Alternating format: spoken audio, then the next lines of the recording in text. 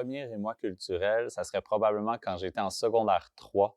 Notre professeure de français, Madame Legault, elle nous avait fait lire une traduction du livre Le bizarre incident du chien pendant la nuit pour notre cours.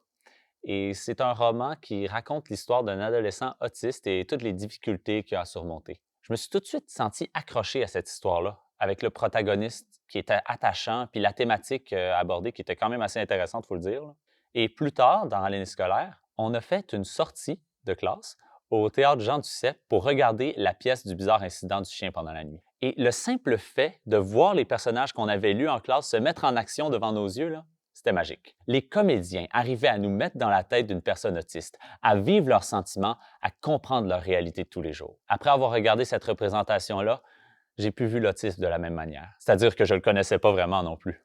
Maintenant, je suis informé sur le sujet, puis je suis plus outillé pour avoir une discussion sur cette neurodivergence-là qui touche beaucoup plus de gens que ce que l'on pourrait croire.